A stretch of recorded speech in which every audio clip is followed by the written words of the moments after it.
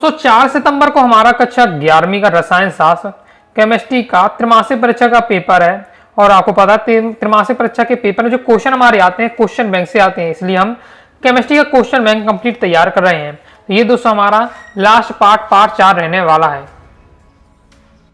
तो दोस्तों हमारे अभी त्रैमासिक परीक्षा में 4 अध्याय आने थे। ओके, 4 अध्याय आने हैं। तो पार्ट 1 और पार्ट 2 में मैंने आपको चारों अध्याय के वस्तुनिष्ठ बता दिए थे।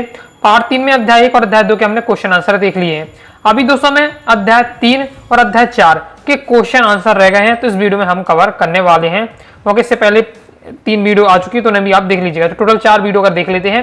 कंप्लीट क्वेश्चन बैंक आपका क्या तैयार हो जाएगा, सभी क्वेश्चन आपके तैयार हो जाएंगे। और दोस्तों आप केमिस्ट्री के पेपर में 70 में 70 स्कोर कर पाएंगे।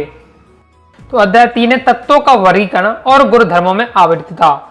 सबसे पहले हमारे 2 नंबर वाले क्वेश्चन आ जाते हैं। पहला क्वेश्चन है, एक ही वर्ग में उपस्थित तत्वों के भौतिक और रासायनिक गुणधर्म समान क्यों होते हैं? तो आंसर आपको क्या बताना है। एक ही वर्ग में उपस्थित तत्वों के इलेक्ट्रॉनिक विन्यास समान होते हैं। इलेक्ट्रॉनिक विन्यास समान होते हैं अर्थात उनकी संयोजकता कक्षा में इलेक्ट्रॉनों की संख्या समान होती है। इसी कारण से एक ही वर्ग में उपस्थित तत्वों के भौतिक और रासायनिक गुणधर्म समान होते हैं। मैंने आपका ये आंसर आपका रहने वाला है। बिल्कुल सिंपल है। क्या बताया जा रहा है, एक ही वर्ग में उपस्थित जितने भी तत्व होते हैं उनका इलेक्ट्रॉनिक विन्यास समान है, यानी इलेक्ट्रॉन की संख्या समान है, इसलिए एक ही वर्ग के उपस्थित जितने भी तत्व हैं उनके भौतिक और रासायनिक गुणधर्म समान होते हैं। नेक्स्ट दोस्तों हमारा दूसरा क्वेश्चन आ जाता है कि धनायन अपने जनक परमाणुओं से छोटे होते हैं, ऋणायनों की त्रिज्या उनके जनक परमाणु की त्रिज्या से अधिक होती है, क्यों? व्याख्या करना है। ये क्वेश्चन ही बहुत ज्यादा आपका सिंपल है। ओके, समझ लेते हैं, अपनी भाषा में आसानी से आप लिख पाएंगे। क्या होता है कि जो धनायन होते हैं वो जनक परमाणु से छोटे होते हैं, यानी जो परमाणु है जब वो धनायन बना तो फिर वो छोटा हो गया। तो धनायन बनते ही छोटा क्यों हो गया? और ऋणायन है, ऋणायन पहले अब जो मतलब आपका कोई परमाणु होता है वो इस अवस्था में है, जैसे ही ऋणायन बनेगा तो बड़ा हो जाता है, और धनायन बनता है तो उल्टा छोटा हो जाता है। तो क्यों होता है ऐसा, तो पूछा जा रहा है। तो किसी परमाणु के बाह्य इलेक्ट्रॉन त्यागने पर धनायन बनता है। धनायन कब बनता है कोई भी परमाणु? जब वो इलेक्ट्रॉन त्यागता है, इलेक्ट्रॉन देता है तो धनायन बन जाता है। अब जैसे ही वो क्या है इलेक्ट्रॉन देगा, जैसे ही वो इलेक्ट्रॉन देगा ओके, तो बाहरी कक्षा में क्या इलेक्ट्रॉनों की संख्या कम हो जाएगी। जैसे इलेक्ट्रॉनों की संख्या कम होगी तो नाभिक का बढ़ जाएगा। तो नाभिक क्या करेगा, जो उसकी जो कक्षाएं हैं अपनी ओर खींचेगा। ओके, परमाणु कक्षा अपनी ओर खींचेगा जिससे उसका आकार छोटा हो जाता है। इसी बात से ऋणायन में उल्टा होता है कि ऋणायन कब बनता है? जब वो ग्रहण करता है इलेक्ट्रॉन, जब ग्रहण करे परमाणु तो वो क्या बनता है आपका ऋणायन बन जाता है। ओके, अब बाहरी कक्षा में क्या है इलेक्ट्रॉन की संख्या बढ़ जाती है। ऋणायन में बाहरी कक्षा में इलेक्ट्रॉन की संख्या बढ़ जाती है। जब बढ़ जाएगी तो फिर आकर्षण इतना कम हो जाता है, नाभिक का आकर्षण कम हो जाता है, इलेक्ट्रॉन का बढ़ जाता है, जिससे वो क्या बाहर की ओर भगते हैं, इलेक्ट्रॉन के बाहर की ओर भगते हैं, इसलिए उनका जो आकार होता है वो बढ़ जाता है। तो आइए समझिए, बाकी लिखना कैसे वो आपका दिया हुआ है। तीसरा हमारा क्वेश्चन है कि इलेक्ट्रॉन लब्धि एंथैल्पी और इलेक्ट्रॉन ऋणात्मकता में मूल अंतर लिखिए। मूल अंतर बताना है। तो इलेक्ट्रॉन लब्धि एंथैल्पी किसी उदासीन विलगित गैसीय परमाणु की बाह्य कक्षा में एक अतिरिक्त इलेक्ट्रॉन ग्रहण करने की प्रवृत्ति को बताती है, जबकि इलेक्ट्रॉन ऋणात्मकता होती है वो परमाणु द्वारा किसी से संयोज यौगिक में साझा किए गए इलेक्ट्रॉनों के युग्म को अपनी ओर आकर्षित करने की क्षमता को बताती है। दोनों एक दूसरे के बिल्कुल भिन्न हैं। जो भी सॉल्यूशन बताते जाऊं स्क्रीनशॉट लेकर रख लीजिएगा कि जब पेपर देने जाएं तो उससे 1-2 घंटे पहले आपको रिवीजन करना पड़ेगा सभी क्वेश्चन का। तो फिर लंबा वीडियो हो जाता है तो कहां तक आप वीडियो देख पाएंगे, इसलिए स्क्रीनशॉट ले लीजिएगा। तो फिर एक स्क्रॉल करके आप देख लीजिएगा, तुरंत रिविजन हो जाएगा आपका। नेक्स्ट दोस्तों हमारे आ जाते हैं 3 नंबर वाले प्रश्न। पहला है, दीर्घ आवर्त तालिका पुरानी आवर्त तालिका से किस तरह से बेहतर है? यानी जो दीर्घ आवर्त तालिका है वो अच्छी है पुरानी वाली आवर्त तालिका से, तो किस तरीके से बेहतर है वो आपसे पूछा जा रहा है। तो ये देखिए पॉइंट वाइज पॉइंट आपको बताया जा रहा है। तो किस प्रकार से जो दीर्घ आवर्त तालिका यानी आधुनिक आवर्त तालिका की बात हो रही है, वो पुरानी आवर्त तालिका नहीं मेंडलीव की जो आवर्त तालिका उससे कई मानों में बेहतर है। जैसे अब परमाणु क्रमांक पर आधारित, स्थान में अब स्पष्टता है, ओके, समूह पर उपविभाजन है, नए तत्वों के लिए स्थान भी है। तो इन पॉइंटों के माध्यम से आपका दोनों में बेहतर है क्यों है तो वो आपको बताया जा रहा है, तैयार कर लीजिएगा। नेक्स्ट हमारा क्वेश्चन है, डी ब्लॉक के तत्वों के समान लक्षण क्या हैं? डी ब्लॉक तत्वों के आपको लक्षण बताने। तो पहला है धात्विक गुण, दूसरा है आपका परिवर्तनीय संयोजकता, तीसरा रंगीन आयनों का निर्माण, चौथा उत्प्रेरक गुण, 5 में आपका अनुचुंबकीय गुण। 5 मैंने आपको लक्षण बता दिए। ओके, तो यहाँ से आपको यहाँ 3 लिखने हैं, तो 5 में पढ़ के रखिएगा। एक लाइन में इनके आंसर आपको दिए हुए हैं, स्क्रीनशॉट ले लीजिए। इसके बाद दोस्तों हमारा तीसरा क्वेश्चन आ जाता है, आवर्त तालिका के आवर्त में बाएं से दाएं जाने पर निम्न गुणों में परिवर्तन को आपको होते हैं। क्या परिवर्तन होते हैं? परमाणु त्रिज्या में, आयनन ऊर्जा और इलेक्ट्रॉन बंधुता में। क्रम से हम इसे भी देख लेते हैं। तो पहले हम देख लेते हैं परमाणु त्रिज्या में। तो परमाणु त्रिज्या घटती है अगर हम आवर्त तालिका में बाएं से दाएं की ओर जाते हैं, तो जो आपकी परमाणु त्रिज्या होती है वो घटती है। ऐसा इसलिए होता है क्योंकि नाभिकीय आवेश बढ़ता है, जिससे इलेक्ट्रॉन उसी कोष में जुड़ते हैं। नाभिकीय आवेश बढ़ेगा तो नाभिकीय आवेश बढ़ने से जो बाहरी त्रिज्या है, परमाणु की बाहरी वाली कक्षा है, वो क्या है, दबेगी। इससे क्या है, उसका आकार छोटा हो जाएगा, जिससे इलेक्ट्रॉन नाभिक पर आकर्षण बढ़ता है और उसका आकार जो होता है, जो परमाणु का आकार होता है, वो सिकुड़ने लगता है। और दूसरा हमारा आयनन ऊर्जा पर। तो आयनन ऊर्जा बढ़ती है अगर हम क्या है, आवर्त सारणी में बाएं से दाएं की ओर जाते हैं, तो आपकी आयनन ऊर्जा बढ़ेगी। उसका रीजन दिया हुआ है। इलेक्ट्रॉन बंधुता की बात करें तो इलेक्ट्रॉन जो बंधुता होती है वो भी बढ़ती है, उसका भी रीजन दिया हुआ है। बिल्कुल एक लाइन में शॉर्ट में यहाँ दिया हुआ है, परफेक्ट आंसर। आगे देख लेते हैं। इसके बाद तो हमारे आ जाते हैं 4 नंबर वाले क्वेश्चन। ओके, देख लेते हो। केमिस्ट्री में आपके ज्यादा क्वेश्चन नहीं होंगे, और इतनी वैसे हमने भी तैयारी की है, तो में बहुत सारे क्वेश्चन आ करते थे। केमिस्ट्री में आपके क्या है, 2-2, 3-3 क्वेश्चन है, तो अच्छे से पढ़ लीजिएगा। ओके, तो इसमें तो आप 100% 70 में 70 स्कोर कर ले जाएंगे। ओके, हर विद्यार्थी कर ले जाएगा आराम से, क्योंकि ज्यादा क्वेश्चन नहीं। ओके, आपके 3-3 क्वेश्चन दिए, 2-2 क्वेश्चन ही पढ़ लेते तो भी आपको सीने से आ जाएगा। देखिए पहला हमारा सोडियम आयन सोडियम से आकार से छोटा, किंतु फ्लोराइड आयन फ्लोरीन से आकार से बड़ा होता है, ऐसा क्यों? इसका सॉल्यूशन आपका ये दिया हुआ है कि सोडियम आयन का आकार छोटा है तो सोडियम से, तो उसका रीजन बताया जा रहा है। फ्लोराइड आयन का आकार बड़ा है तो उसका भी रीजन यहाँ बताया जा रहा है। दोनों को बिल्कुल स्पष्ट अलग से बता दिए गए हैं। सोडियम परमाणु का है, एक इलेक्ट्रॉन त्याग कर सोडियम धनायन बनता है। इलेक्ट्रॉन त्यागने से उसकी जो नाभिकीय आवेश बढ़ जाता है। इलेक्ट्रॉन त्यागा तो धनायन बन गया। और जिससे पहले भी मैंने आपको बनाया था, धनायन ऋणायन वाला चीज समझाई थी। ये धनायन जैसी बनता है तो नाभिक आवेश बढ़ जाता है, इलेक्ट्रॉन की संख्या कम हो जाती है, तो जो कक्षा है वो अंदर की ओर धंसने लगती है, इसलिए जो आकार होता है वो छोटा हो जाता है। धनायन का आकार होता है वो छोटा हो जाता है। फ्लोराइड में क्या होता है, फ्लोरीन परमाणु एक इलेक्ट्रॉन ग्रहण कर, फ्लोराइड कब बनता है, एक इलेक्ट्रॉन ये ग्रहण करता है। सेम वही आपका कंसेप्ट जो भी मैंने धनायन ऋणायन बारे में समझाया था, आकार छोटा होता है, धनायन में ऋणायन में उसका आकार बड़ा हो जाता है, तो वही सेम वही कंसेप्ट है। बस यहाँ सोडियम और फ्लोरीन लिख दिया, बाकी बात वही रहने वाली है। ओके, तो स्वर्ग जो मैंने आपको समझाया वो समझा गया, तो ये तो आपको बन ही जाएगा। नेक्स्ट आपका टिपिकल तत्व से आप क्या समझते हैं, इसका इलेक्ट्रॉनिक विन्यास क्या है, ये दिए टिपिकल तत्व आपको बताना है। तो आवर्त सारणी में एस ब्लॉक और पी ब्लॉक के उन तत्वों को टिपिकल तत्व कहा जाता है जो अपने समूह के गुणों को दर्शाते हैं। ये तत्व समानता स्थिर ऑक्सीकरण अवस्थाएं प्रदर्शित करते हैं और इनके गुणधर्म समूह से ऊपर से नीचे जाने में नियमित रहते हैं। इलेक्ट्रॉनिक विन्यास बताना है तो एस तत्व के लिए दिया हुआ है, पी तत्व के लिए दिया हुआ है। पी ब्लॉक के तत्व, एस ब्लॉक के तत्व के लिए दिया है इलेक्ट्रॉनिक विन्यास, तो तैयार कर लीजिएगा। तो टिपिकल तत्व के बारे में बता दिए, साथ ही उसका विन्यास हो जाता है इलेक्ट्रॉनिक विन्यास। नेक्स्ट हमारा क्वेश्चन है कि आपको आयनन विभव और इलेक्ट्रॉन बंधुता को आपको समझाना है। तो दिया हुआ आयनन विभव क्या होती है और इलेक्ट्रॉन बंधुता क्या होती है, तैयार आपको कर लेना है। स्क्रीनशॉट ले लीजिए और अच्छे से तैयार करिए। सिंपल आपका दिया हुआ है, ज्यादा यहाँ पे केमिस्ट्री में ज्यादा कठिन क्वेश्चन अभी यहाँ नहीं है। ओके, सिंपल आपके दिए, सभी आपको तैयार कर लेना है। ओके, और एक बार क्या है, जब भी आप जैसे छोटे हैं तो एक बार लिख के जाइए, पहले आप याद कर लीजिएगा। आपको लगे अच्छा से याद हो गया तो कॉपी में एक बार लिख कर आप प्रैक्टिस जरूर कर लीजिएगा। कॉपी में लिख लेते हैं तो फिर माइंड में आपका वो चीज फिक्स हो जाएगी। ओके, अब देख लेते हैं हमारे अध्याय 4। अध्याय 3 के सभी क्वेश्चन आंसर हो जाते हैं। अध्याय 4 देख लेते हैं। अध्याय 4 है हमारा रासायनिक आबंधन तथा आणविक संरचना। इसमें 2 नंबर क्वेश्चन है। पहला हमारा, यदि NH3 तथा H2 दोनों अणुओं की ज्यामिति विकृत चतुष्फल की होती है तथा जल में आबंध कोण अमोनिया की अपेक्षा कम होता है तो विवेचना कीजिए। देख ले सॉल्यूशन। अमोनिया में केंद्रीय नाइट्रोजन परमाणु पर एक इलेक्ट्रॉन एकांकी युग्म रहता है, जबकि H2O में केंद्रीय ऑक्सीजन परमाणु में इलेक्ट्रॉन के 2 एकांकी युग्म होते हैं।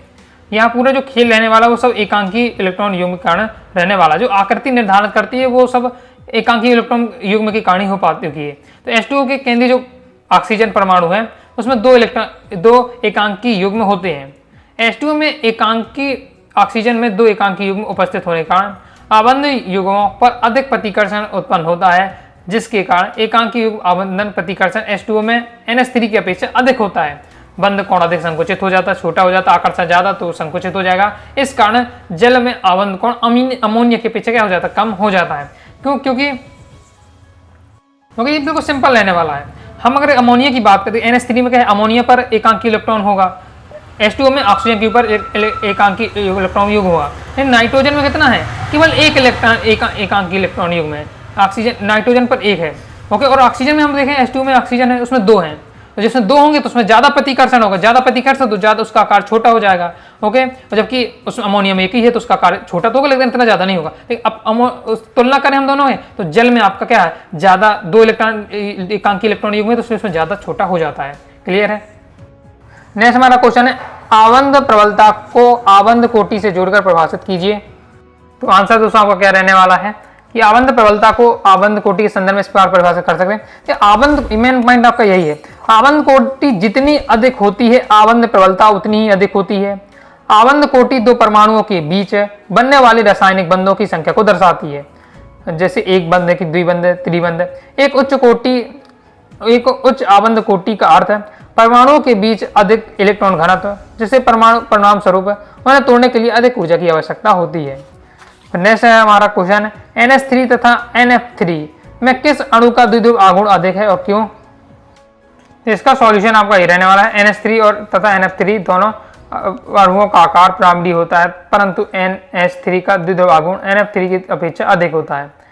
फिर आपके पास दिया NH3 एकांकी इलेक्ट्रॉन युग्म में द्विध्रुव 3 NH बंधों की दिशा में होता है, जबकि NF3 में एकांकी युग्म का द्विध्रुव आघूर्ण 3 NF बंधों के विपरीत दिशा में होता है, जिसके कारण NF3 का द्विध्रुव आघूर्ण क्या का मान घट जाता है।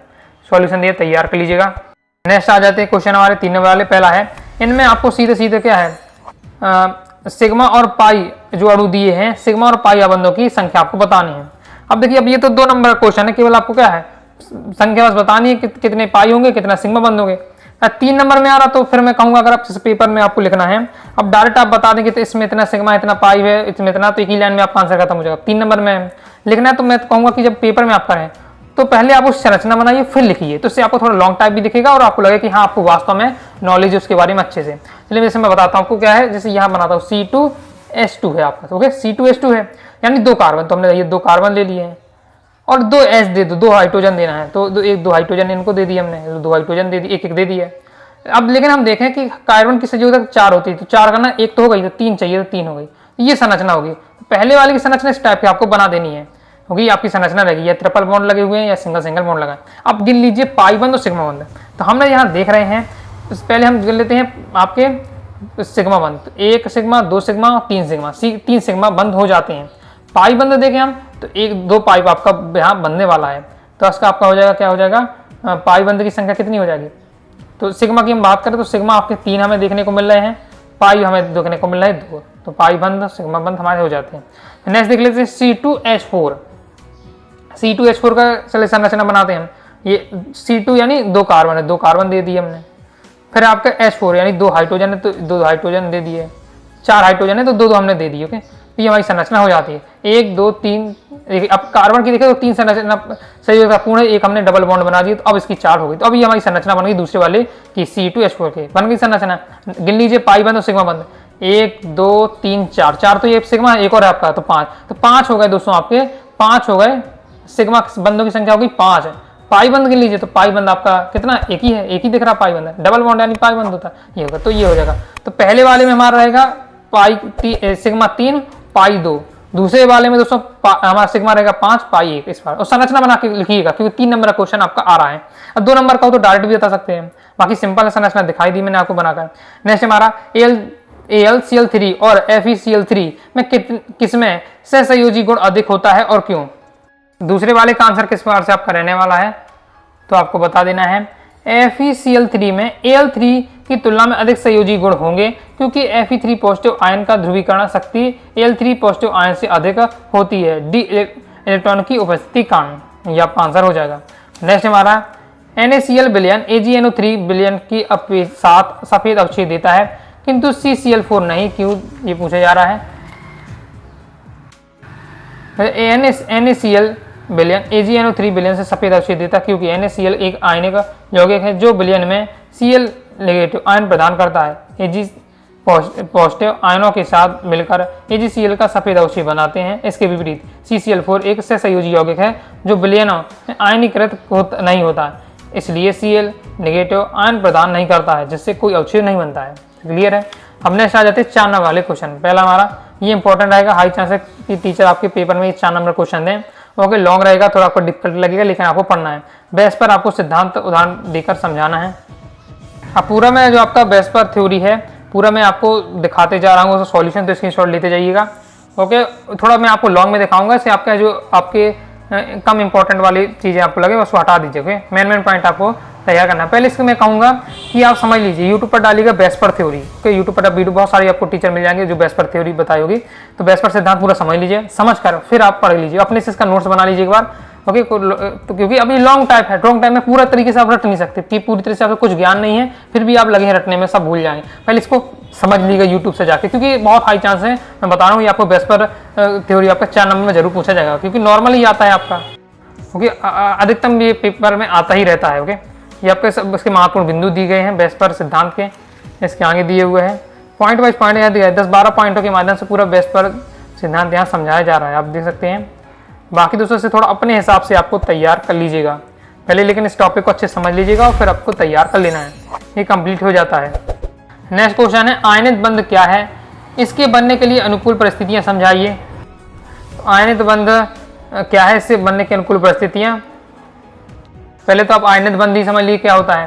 तो यह एक रासायनिक बंध है जो धातुओं और अधातुओं के बीच इलेक्ट्रॉनों के पूर्ण हस्तांतरण से बनता है, जिसके परिणाम स्वरूप विपरीत। देखिए अब ये मैंने बहुत ज़्यादा शॉर्ट आउट में किया, जैसे आपको किसी पल को 2-3 लाइन में शॉर्ट में माइंड में सेट करना, तो उसके अनुसार आंसर दिया है, लेकिन इसलिए नहीं दिखा रहा हूँ क्योंकि आपको 4 नंबर थोड़ा ज़्यादा लिखना चाहिए। ओके, नहीं तो बहुत सारे विद्यार्थी बस ये 2 लाइन पढ़ के लिख देंगे और कहेंगे सर हमें 4 नंबर नहीं मिले। ओके, इस प्रकार से तो ये आपका दिया हुआ है, जिसके परिणाम स्वरूप उसके विपरीत आवेश वाले आयन बनते हैं, स्थिर वैद्युत आकर्षण बल द्वारा एक साथ बंधे रहते हैं। तो ये आपका आयनित बंध आपने समझ लिया।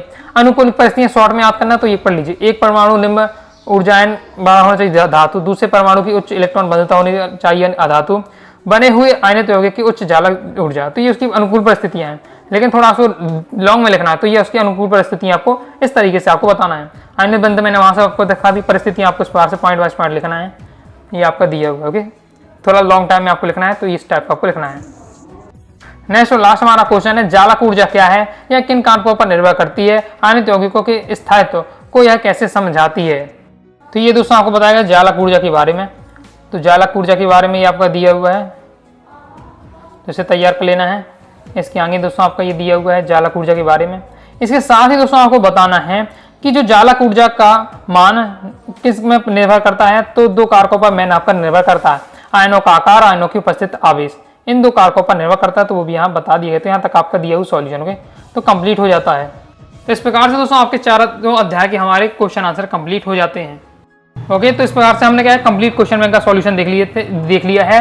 ओके, 4 वीडियो टोटल हो जाती हैं। पार्ट 1 और पार्ट 2 देख लीजिएगा तो पूरे ऑब्जेक्ट हो जाएंगे आपके 4 अध्याय के। पार्ट 3 और पार्ट 4 देख लीजिएगा तो आपके क्वेश्चन आंसर हो जाएंगे। ओके, तो एक बार आपने सभी वीडियो देख ली तो दोबारा एक बार फिर दोबारा देखकर अच्छे से रिवीजन कर लीजिएगा और अच्छे से तैयार कर लीजिएगा, क्योंकि आपके रसायन शास्त्र में ज्यादा क्वेश्चन नहीं, कम ही क्वेश्चन है। ओके, सब तैयार कर लीजिए, 70 में 70 स्कोर आसानी से आप कर पाएंगे। तो आइए दोस्तों आपको वीडियो पसंद आएगी, वीडियो पसंद आए लाइक सब्सक्राइब जरूर कर दीजिएगा। ओके, इसके साथ ही दोस्तों टेलीग्राम चैनल और व्हाट्सएप चैनल को जरूर ज्वाइन कर लीजिएगा। प्रॉपर तैयारी करना चाहते हैं फाइनल एग्जाम तक की, तो प्ले स्टोर से अनुराग आचार्य क्लासेस का ऐप डाउनलोड कर लीजिएगा और वहां से आपको क्या है कोर्स जरूर ज्वाइन कर लीजिएगा क्लास 11th के सभी विषयों का, और प्रॉपर तैयारी करिएगा। मिलते हैं नेक्स्ट वीडियो में, तब तक के लिए बाय बाय।